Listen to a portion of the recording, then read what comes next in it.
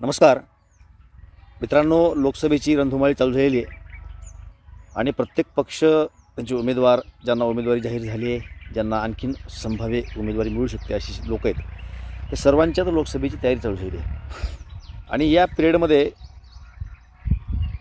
जातीच्या राजकारणावरती मॅक्झिमम भर दिला जाऊ शकतो, येणाऱ्या काळामध्ये सुद्धा वाढू शकतो। अलीकडल्या काळामध्ये मराठा समाजाने प्रत्येक गावातून एक उमेदवार द्यायचं असं सांगितलं, असं जाहीर केलं होतं मराठा आरक्षणाच्या पार्श्वभूमीवरती। त्यावरती काल जरांगे पाटलांनी हे जाहीर करून टाकलं की मराठा समाज लोकसभेला उमेदवार उभे करणार नाही। त्यांनी कारणाने सांगितलं की लोकसभेची तयारी आपण करू शकत नाही, आपला प्रश्न लोकसभेतला नाहीच आहे, आपला प्रश्न विधानसभेमधला आहे आणि विधानसभेची तयारी करण्याला आपण भरपूर वेळ आहे। मधल्या काळामध्ये कसं सरकारकडून काही लाभ झाला ठीक आहे, नसेल तर आपण विधानसभेच्या तयारीला लागू शकतो। हा झाला एक मराठा आरक्षणाचा भाग। परंतु जे एकंदरीत भाजप असेल, काँग्रेस असेल, राष्ट्रवादी असेल, आता शिवसेना फुटली, तिचे दोन भाग झाले, राष्ट्रवादी फुटले, दोन भाग झाले, मनसे वगैरे सगळ्या जे काही पक्ष आहेत ते सर्व पक्ष आपापल्यापर्यंत कामं करतील। परंतु राजकारण करत असताना या इलेक्शनमध्ये जातीयवादी राजकारणावर भर दिला जाऊ शकतो।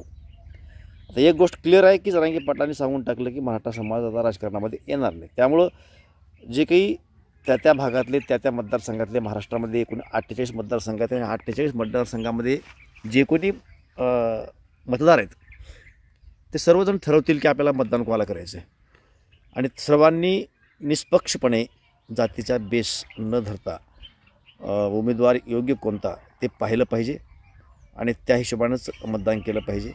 आपल्या देशाचं हित कशामध्ये आहे, आपल्या राज्याचं हित कशामध्ये आहे, आपण ज्या उमेदवाराला निवडून देतो तो उमेदवार आपल्या मतदारसंघामध्ये कामं करणार आहे का, विकास करणार आहे का, विकासाच्या बेसवरतीच मतदान होणं गरजेचं आहे। काही वेळेला एक राग असतो, रागामध्ये आपण काही विरोध करतो वगैरे सगळ्या गोष्टी झाल्या, परंतु निवडणूक लढत असताना हा विशिष्ट जातीचा उमेदवार आहे म्हणून त्याला मतदान करायचं नाही, ही एक जी काही धारणा वाढला चालली आहे ती व्हायला नाही पाहिजे। उमेदवार कुण्या जातीचा असेल तो सक्षम आहे का, तो त्या मतदारसंघामध्ये विकास करू शकेल ह्या कुवतीचा आहे का, सर्व जाती धर्माला सोबत घेऊन चालेल असा आहे का, हे पाहावं आणि मतदान करावं असं आवाहन सर्व महाराष्ट्रातील मतदाराला करावंसं वाटतं। काही नेते आहेत, आता काल आपण छगन भुजबळ यांची बाईट पाहिली, तिने बोलत असताना तिने परत एक वेळेस जातीवादी बोलण्याचा प्रयत्न केला। जे राजकारणामध्ये लोक नाहीत त्या लोकांनी एखाद्या वेळेस मतदारांनी काही गोष्टी, काही टिप्पण्या केल्या तर गोष्टी गिळल्या, परंतु जे राजकारणामध्ये सक्रिय सहभागी असणारे नेते आहेत, स्वतः उमेदवार म्हणून थांबणार आहेत, त्या लोकांनी जातीवर बोललं नाही पाहिजे। त्यांनी बोलत सांगितलं की पंकजाताई वंजारी आहेत पण त्यांना विरोध होतो आहे, त्यानंतर सोलापूरला शिंदे आहेत, प्रणिती शिंदे या मागासवर्गीय आहेत म्हणून विरोध होतो आहे, म्हणजे त्यांना परत हा सगळा विषय जातीवर आणायचा होता।